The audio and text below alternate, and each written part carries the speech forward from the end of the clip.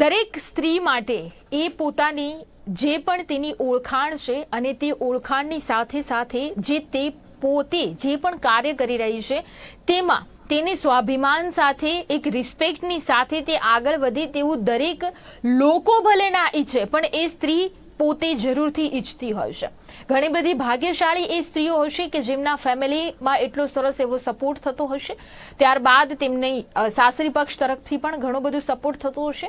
ઘણી વખત અવારનવાર આપણે જોતા હોઈશું ન્યૂઝ ચેનલ્સ છે કે ન્યૂઝપેપર્સ છે, મેગેઝિન્સ છે કે જેની અંદર એક સ્ત્રીની સફળતા કે જેણે કોઈએ ખાસ યુપીએસસી પાસ કરી લીધી છે, કોઈ એવી સરસ એક્ઝામ પાસ કરી છે, કોઈ એવી સરસ એવી સફળતા મેળવી છે, તો તેનું શ્રેય જરૂરથી પોતાની સાસુ છે કે પોતાની મમ્મી છે, પોતાના ઘરના દરેક એવા વ્યક્તિ છે કે જેની માટે આપતા તેને બહુ જ આનંદ થતો હોય છે. પણ આ તમામ વાતો બહુ સરસ ત્યારે લાગે છે જ્યારે એ એક છાપામાં બનતી હોય છે, નજરે ચડતી હોય છે, સામાજિક રીતે સામે આવતી હોય છે.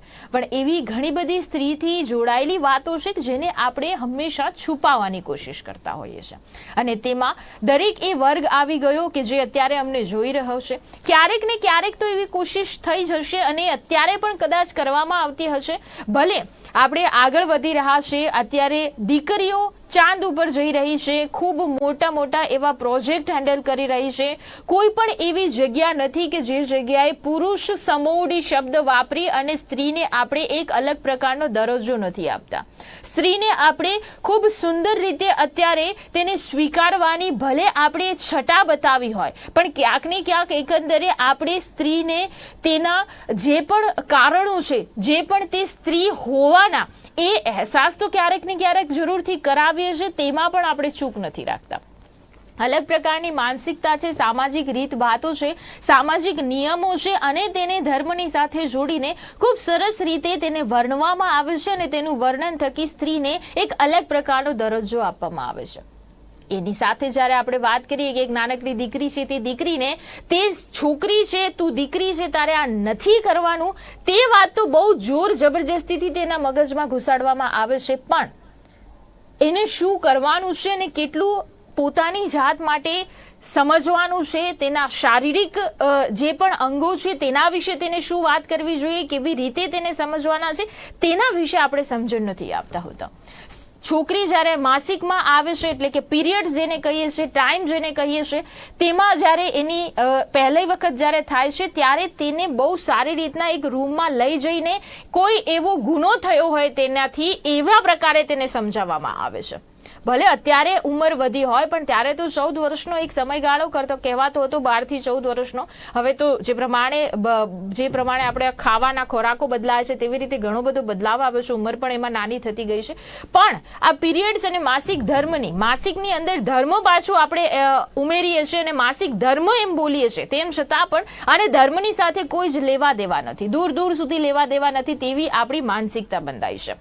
માસિક ધર્મ સ્ત્રીઓનું સ્વાભિમાન છે, માસિક ધર્મ કલંક નથી. માસિક ધર્મ સાથે જોડાયેલી ખોટી માન્યતાઓ, સ્ત્રી માસિક દરમિયાન એક અલગ ખૂણામાં કેમ બેસે છે, એની પાછળના કયા કારણો છે, માસિક ધર્મને કેમ આભડછટ માનવામાં આવે છે, સામાજિક નિયમો અને ધાર્મિક નિયમો સાથે જોડીને ખોટા ભ્રમ કેમ ફેલાવવામાં આવી રહ્યા છે, શું સ્ત્રીઓને માસિક ધર્મ દરમિયાન અલગ રાખવી જોઈએ, માસિક ધર્મને લઈને અધ્યાત્મમાં પૂર્વ ધારણાઓ છે તેની પાછળના કયા કારણો છે, પીરિયડ્સ વિશે શું કહે છે અને ધર્મ શું ખરેખર સ્ત્રી પવિત્ર છે કે અપવિત્ર, તેના વિશે આપણે વાત કરીશું અને તમામ પ્રકારની આજે આ ચર્ચા કરીશું.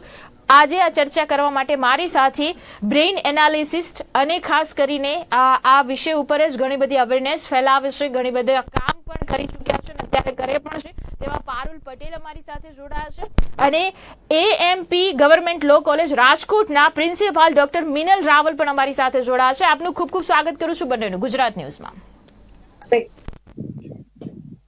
જી પારુલજી, મારો અવાજ આપને આવી રહ્યો છે? હેલો,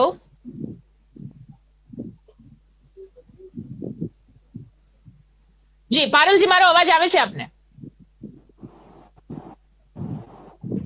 પારુલજી, મારો અવાજ આવી રહ્યો છે આપને? હા, જસ્ટ આવે છે, હેડફોન થી કનેક્ટ કરું તો અવાજ નથી આવતો. નો પ્રોબ્લેમ, નો પ્રોબ્લેમ. જી, આપણે ચર્ચાને અહીંયા શરૂઆત કરીએ છીએ અને સૌથી પહેલા વાત કરીએ મિનલજી, આપની પાસે હું આવીશ. મિનલજી, સૌ પ્રથમ વાત મેં કહ્યું તેવી રીતના કે બહુ જ અલગ માનસિકતા છે, એક અલગ પ્રકારની ગુનાહિત પ્રવૃત્તિ દર મહિને સ્ત્રીઓ કે દીકરીઓ કરતી હોય તેવા પ્રકારની માનસિકતા આપણે બનાવી દીધી છે. પ્રથમ પ્રતિક્રિયા શું આપણી?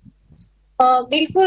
હવે તો જો કે આપણે જે રેશમાબેન શરૂઆતમાં વાત કરી એમ કે દીકરી જયારે સૌ પ્રથમવાર પીરિયડમાં આવે છે ત્યારે એક ગુનાહિત પ્રવૃત્તિ કરતી હોય અથવા તો ગુનાહિત પ્રવૃત્તિ થઈ ગઈ હોય એવી માનસિકતા પહેલાના સમયમાં હતી, પણ હું એવું માનું છું કે એ ભ્રમ છે, કેમ કે આના કારણે તો આપણી સૃષ્ટિ આગળ વધી રહી છે અને આને એક આપણે એક ગુનાહિત વૃત્તિ તરીકે ન લેવું જોઈએ, કેમ કે 28 થી 30 દિવસે નિયમિત માસિક આવવું એ એક સહજ વૃત્તિ છે. શારીરિક આપણી સ્ત્રીના બંધારણમાં જે વાત કરેલી છે એ પ્રમાણે સ્ત્રીના બંધારણમાં એ જરૂરી છે અને 3 થી 5 દિવસ સ્ત્રીની માસિક આવે તો એ સ્ત્રીની તંદુરસ્તીની નિશાની કહેવાય.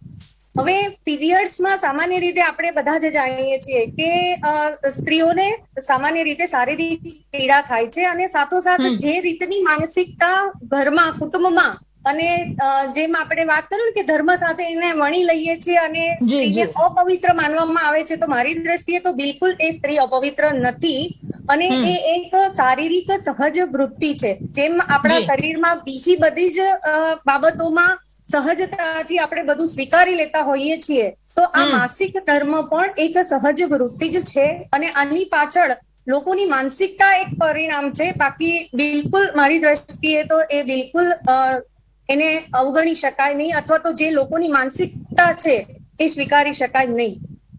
જી, એકદમ વાત આપની સાચી છે અને ખૂબ જ એને આવકારીએ છે કે જે પ્રમાણે આપ અત્યારે પ્રિન્સિપાલ તરીકે કામ કરો છો અને ત્યાં આ પ્રમાણેની માનસિકતા ખૂબ સરસ છે કે જયારે એનો ફેલાવો પણ થાય, કારણ કે આપણે જો એક પોઝિટિવિટી રાખીશું તો તે 10-15 લોકો સુધી પહોંચશે અને તે 10-15 લોકો આગળ પહોંચાડશે, એટલે ખૂબ આવકાર્ય છે તમારી વાતને. પારુલબેન, આપની પાસે પારુલબેન, ખાસ કરીને સ્ત્રીનું સ્વાભિમાન માનવામાં આવે છે. હવે ભલે આપણે એવું કહેતા હોઈએ કે ધીરે ધીરે માનસિકતા બદલાઈ છે, પણ આજે પણ મેડિકલ સ્ટોરમાં જયારે જઈએ છીએ ત્યારે બ્લેક કલરની પોલિથીનમાં જ પેડ આપવામાં આવે છે અથવા તો તેને પેપરની અંદર ઢાંકીને આપવામાં આવે છે. ઘણી વખત આપણે જોઈએ છીએ કે ઘરમાં પણ ભલે બહુ સારી એવી પોસ્ટ ઉપર આપણા ઘરના લોકો કામ કરતા હોય કે બહુ સારી રીતના બહુ સારી વાતો કરી શકતા હોય, દીકરી માટે અનહદ પ્રેમ હોય, તેમ છતાં પણ સેનિટરી પેડની જો એડવર્ટાઇઝ આવશે અને થોડી વધારે આવશે તો ચેનલ ચેન્જ કરવાનું પણ આપણે ચૂકતા નથી. એટલે આ એક માનસિકતા જે છે એને હવે થોડી બદલાઈ છે એવું કહી શકીએ, પણ પૂરેપૂરી સ્વીકારાઈ નથી. શું પ્રતિક્રિયા આપની? જી રેશમાબેન, એકચ્યુઅલી હવેના જનરેશનમાં ઘણા બધા ચેન્જીસ આવવા જોઈએ અને હું કહું છું કે ત્યાં સુધી માય પીરિયડ માય પ્રાઇડ અને હવે ઇવન મનસુખભાઈ માંડવિયાજીએ પણ આ સ્લોગનને લઈને ઘણા બધા એમના વિચારો વ્યક્ત કર્યા છે અને ડેફિનેટલી આ વસ્તુને ઈઝી વેમાં લેવું જોઈએ એવું હું માનું છું. અને આજે ઘરમાં ઓપનલી વાત થાય છે, અમુક ફેમિલીઝમાં થાય છે ને અમુક ફેમિલીઝમાં હજી પણ નથી થતી. જેમ આપને વાત કરી કે ચેનલ ચેન્જ કરવી પડતી હોય છે અને ઘણા ફેમિલીઝમાં એવું છે કે આરામથી બેસીને જોતા હોય છે ને એના ઉપર ઇવન સન હોય છે 17-18 વર્ષનો, તેમ છતાં પણ આપણે એની પાસે બેસી અને ઓપનલી ડિસ્કશન પણ થતું હોય છે. એટલે એવા પણ ફેમિલી છે અને બહુ રૂઢિચુસ્ત ફેમિલી પણ છે કે સેનેટરી નેપકિન્સ અગર હસબન્ડ જોડે મંગાવવામાં આવે તો અરે એના હસબન્ડ જોડે સેનેટરી નેપકિન્સ મંગાવે છે, એવા પણ ફેમિલી છે. જી, એકદમ વાત આપની સાચી કહી છે. પણ પારુલબેન, દરેક વાતની બહુ સારી વાતો, સારા જે પાઠ છે તે જ કદાચ આપણે અહીંયા વાત કરી શકીએ એવું હોતું નથી. ખાસ કરીને ઘણી વખત એવું બી હોય છે કે જે સ્વીકારવામાં નથી આવતું અને જે બહુ ભ્રષ્ટ છે તેને પણ આપણે નજર સમક્ષ જો લાવીશું ત્યારે જઈને એ વસ્તુને સારી કેવી રીતે કરી શકે તેનો આપણને વિચાર આવશે. મિનલબેન, જી, આના સંદર્ભમાં હું એક વાત ઉમેરું કે આપણે ભારતમાં ઘણા ઘરોમાં પીરિયડના સમયમાં કેટલાક નિયમો પાળવાના નિયમો હોય છે, જેમ કે રસોડામાં જવાની મંજૂરી નથી હોતી, પૂજા ઘરમાં જવાની મંજૂરી હોતી નથી. હવે આની પાછળનું એક સાયન્ટિફિક રીઝન છે એ આપણે બધા ભૂલી ગયા છીએ અને એને ધર્મ સાથે અને અપવિત્રતા સાથે આપણે સાંકળી લીધું છે. એટલે આપણે લોકોને અવેર કરવાની જરૂર છે.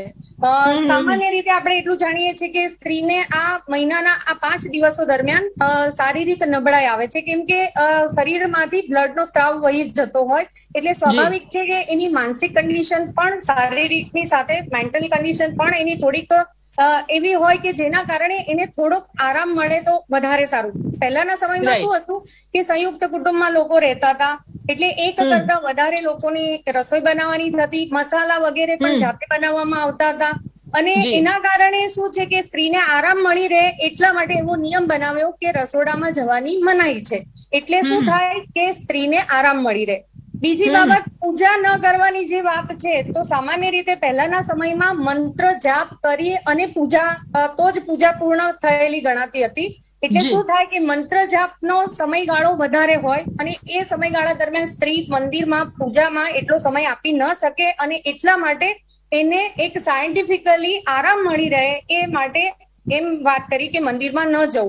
હવે આ બંને બાબતો જો સાયન્સની દ્રષ્ટિએ આપણે વિચારીએ તો બિલકુલ એ સમયગાળા દરમિયાન સ્ત્રીને તો આ બધું કરવાનું જ હોય, એમાંથી એને મુક્તિ અપાવવા માટે સાયન્ટિસ્ટો આ એક વાત કરી અને એને ધર્મ સાથે એટલા માટે જોડી કે પ્રાચીન સમયમાં સાયન્સને માનવા કરતા ધર્મને વધારે માનતા હતા અને આ જો બાબત અત્યારે આપણે સમજાવી શકીએ તો ચોક્કસપણે હું માનું છું કે આ બાબતની ગેરમાન્યતાઓ આપણે દૂર કરી શકીએ. અને આ જેમ બેને હમણાં વાત કરી કે my mental period is my pride, તો એ ચોક્કસ એ સાર્થક થાય. એટલે આની પાછળ લોકોની માનસિકતા છે એટલે આપણે અવેરનેસ કેળવવાની જરૂર છે. હું તમને એક વાત કરું કે અમે અમારી કોલેજમાં એક સેનેટરી નેપકિન વેન્ડિંગ મશીન લાવી રહ્યા છે. ઓલરેડી અમે વાત કરી લીધી છે કે જેનાથી શું છે કે જે ગર્લ્સ આવે છે અમારા ત્યાં, સ્ટુડન્ટ્સ આવે છે, એમાંથી જે ગર્લ સાઇડ છે એ અમારા ત્યાંથી એ વેન્ડિંગ મશીન 5 રૂપિયાનો સિક્કો નાખી અને લઈ શકે. એ સમયમાં જ અમે એનો બધું લઈ લીધું. એટલે શું છે કે આવી અવેરનેસ એક ઇન્સ્ટિટ્યુશનમાં, શાળા કોલેજીસમાં જો થાય તમારી વાત એકદમ સાચી છે. આ શાળા કોલેજ થી જ જયારે આ કામ કરવામાં આવશે ત્યારે જઈને જ આમાં કોઈ સુધારો આવશે. કારણ કે પારુલબેન આપની પાસે આવીશ. પારુલબેન, જે પ્રમાણેની માનસિકતા એક ખૂણામાં બેસી રહેવું, ભલે અત્યારે હું કહું કે આપણી પાસે સારા પાસાઓ છે, આપણે શહેરમાં રહેતા થયા છે, શહેરીકરણ આપણે અપનાવી લીધું છે.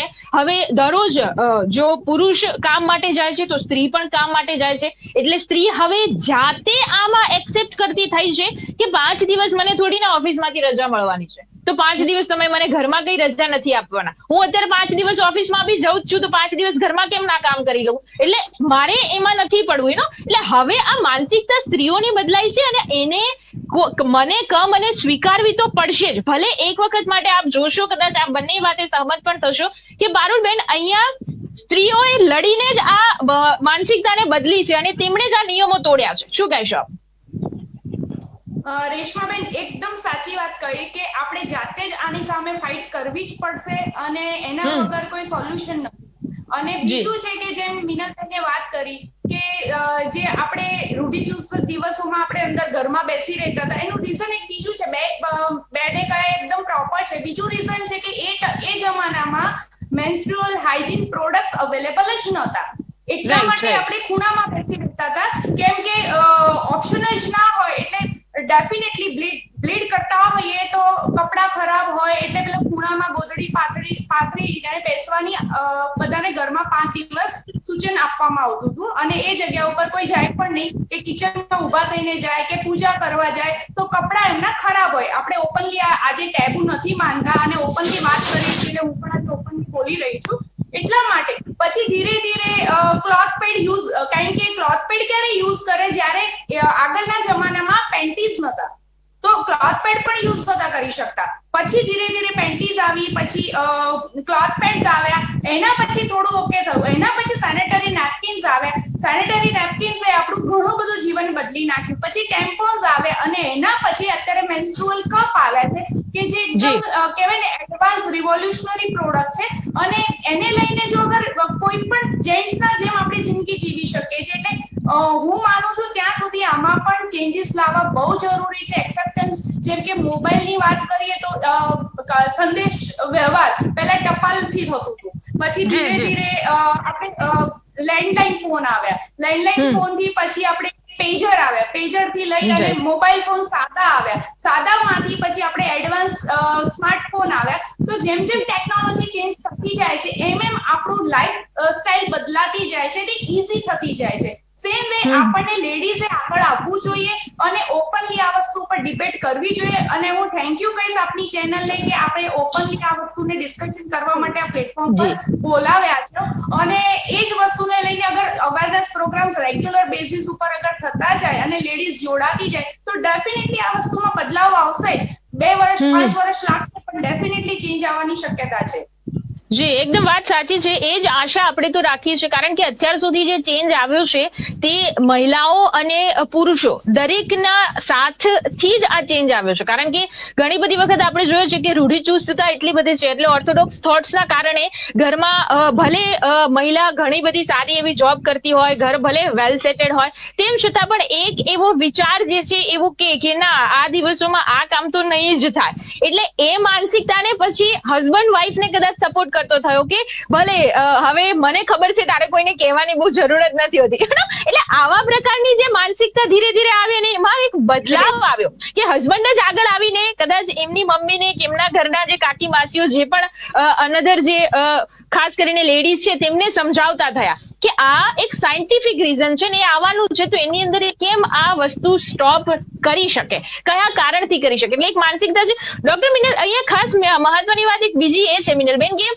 સૌથી પહેલા દીકરીઓ માટે અત્યારની દીકરીઓ થોડી વહેલા હવે માસિકમાં આવતી થઈ છે, કારણ કે ઘણી બધા બદલાવો આપણા શારીરિક રીતે જે આવી રહ્યા છે બહુ સ્પીડી આવી રહ્યા છે એ કારણોસર. જી, તો શું લાગે છે કે ટીનેજર્સને અને જ્યારે આ દીકરી માસિકમાં આવે છે ત્યારે માતા પિતા અને તેની સાથે દરેક લેડીઝ, હું એવું નથી કહેતી ફક્ત માતાનું નામ નથી લેતી અહીંયા, હવે પિતા પણ એમાં આવે છે, તો એ બધાની શું જવાબદારી છે? જી જી જી. એની સાથે સંકળાયેલી દરેકે દરેક સ્ત્રીને, અને હું તો એવું કહું છું માતા પિતા અને સાથે સાથે એના પિતા સમાન ભાઈ હોય કે એ ટીચરમાં પણ જે જેન્ટ્સ પણ હોય એની પણ એટલી જ જવાબદારી છે. કારણ કે હવેનો જે આપણા સમયમાં 14 વર્ષ પછીથી પીરિયડ્સમાં આવવાનું શરૂ થતું, હવે હું માનું છું ત્યાં સુધી 8-10 વર્ષની બાળકી એક્ઝેક્ટલી 8-9 નો ટાઈમ થઈ ગયો છે. અને હવે એવી પરિસ્થિતિ છે કે એને આ બાબતથી અવેર કરવા અને એ સમયગાળા દરમિયાન એને હૂંફ અને લાગણી આપવાની જવાબદારી માત્ર સ્ત્રીની જ નહીં, એટલે કે માતા સિવાય દાદી છે, માસી છે કે ફોઈ છે, બહેન છે, એની માત્ર એકલી સ્ત્રીની જ નહીં પણ એની સાથે જોડાયેલા પુરુષની પણ મારી દ્રષ્ટિએ તો એટલી જ જવાબદારી છે કે આ સમયગાળામાં એને પ્રેમ અને હૂંફ મળી રહે અને આ શું છે એનાથી એને માહિતી. કારણ કે આ સમયગાળો એવો છે ને આના કારણે બાળકી એકદમ હેપતાઈ જાય અને એને એવું થાય કે આ અચાનક શું થઈ ગયું, અને એ કઈ ખરાબ નથી એ એને સમજાવવું પડે. અને એ પછી એ માતા હોય કે કોઈ પણ હોય એ એની સંપૂર્ણ સામૂહિક જવાબદારી છે એવું માની શકાય. અને આ બાબતે તો અવેરનેસ કેમ્પ કેળવવા જોઈએ, એની જાગૃતિ ફેલાવવા માટેનો પ્રયત્ન પણ કરવો જોઈએ. અને અમે લોકો પણ આ અંગે અવેરનેસ, અમે અહીંયા આગળ રાજકોટમાં AIWC જે છે મહિલા પરિષદ એની સાથે MOU કર્યું છે અને આ બાબતમાં ઘણા બધા એવા વિસ્તારમાં જઈને અમે અવેરનેસ જાગૃતતા ફેલાવીએ પણ છે કે જ્યાં આગળ આવી જરૂરિયાત છે ત્યાં એ લોકોને માહિતગાર કરીએ છીએ. કેમ કે શું છે કે ઘરના લોકો જ જે એની બેન દીકરીઓની માતા આવી હોય એ જ શરમાતી હોય તો દીકરીને તો ત્યાંથી એના અંગેનું જ્ઞાન આપી શકે. એટલે એની અત્યારે તાતી જરૂરિયાત છે. જેમ એકદમ વાત સાચી છે. એટલે આવી રીતે GTPL ના માધ્યમથી, આપની ચેનલના માધ્યમથી આજે જે વાત થઈ રહી છે ને જેટલી બહેનો આમાં જોડાયેલી છે એ બધાને મારું નમ્ર નિવેદન છે કે આ બાબતે કોઈ સંકોચ કે ક્ષોભ રાખવાની જરૂર નથી, કેમ કે આ એક સહજ પ્રક્રિયા છે અને એમાં તમે જેટલો સપોર્ટ કરશો એટલો એ દીકરી તમારી એક્સેપ્ટ કરી શકશે ઝડપથી અને એને પીડા ઓછી થશે, માનસિક કે શારીરિક જે પણ હોય. પારુલજી આપની પાસે આવીશું. પારુલજી, ખાસ કરીને જો આપણે વાત કરીએ કે હવે 8 થી 10 વર્ષનો જે સમયગાળો થયો છે એટલે આ આપણને ચિંતા પણ કરાવે છે, કારણ કે હજી એ બાળકીને એટલી બધી ખબર પડતી નથી, હજી તેના રમતનો સમય છે. કારણ કે 14 વર્ષનો જે સમયગાળો હતો ત્યારે એને ખબર પડતી હતી કે આવું માસિક ધર્મ આવશે, બીજું એને કોઈને કોઈ રીતે આપણે સમજાવી શકતા હતા. પણ જે 8 થી 10 વર્ષનો જે સમયગાળો અત્યારે ઓછો થઈ ગયો છે તે આપણા માટે ગંભીર પ્રશ્નો તો આવશે, કારણ કે એ નાનકડી બાળકીને આપણે કેવી રીતે આ વસ્તુ સમજાવી. અને ઘણી વખત અત્યારે જે પ્રમાણેના કિસ્સાઓ થઈ રહ્યા છે એ મુજબ પણ આપણને એક ડર પણ અહીંયા લાગે છે, કારણ કે તેની સુરક્ષાનો, બીજું કે તે કેટલું અન્ડરસ્ટેન્ડ કરી શકશે. આ બધી મુશ્કેલીઓની વચ્ચે આપણે સમજદારીપૂર્વક આ વાતને કેવી રીતના ટેકલ કરી શકીએ એમ છે.